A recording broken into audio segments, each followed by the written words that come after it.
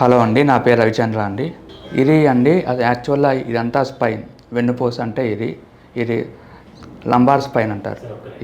దీంట్లో L1, L2, L3, L4, L5 ఈ మధ్యలో డిస్కులు ఉంటాయి, నరాలు ఉంటాయి అన్నమాట.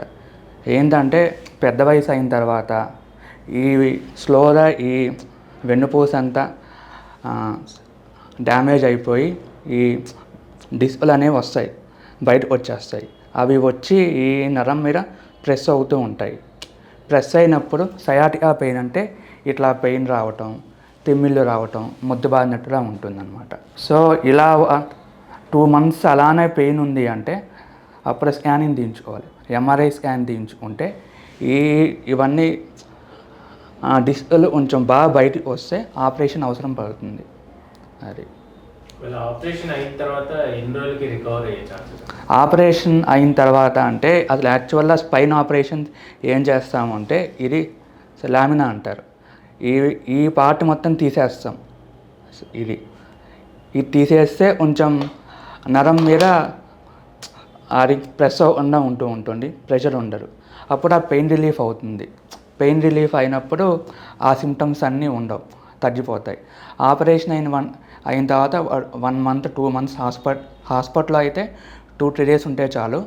ఇంట్లో 2 months 1 month ఉంటే చాలు, బెడ్ రెస్ట్లో ఉంటే చాలు.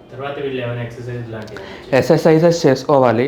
లైఫ్ లాంగ్ ఏంటంటే బెండ్ అవ్వకూడదు, బరువు పనులు ఏం చేయకూడదు, నేల మీద మాత్రం కూర్చోకూడదు, లాంగ్ డ్రైవ్స్ వెళ్ళకూడదు. ఇది సేమ్ అలానే ఈ పార్ట్లో కొంతమంది ఏంటంటే ఇన్స్టెబిలిటీ ఉంటుంది. ఇన్స్టెబిలిటీ ఉన్నప్పుడు రాడ్లు, స్క్రూస్ అవసరం పడుతుంది అన్నమాట.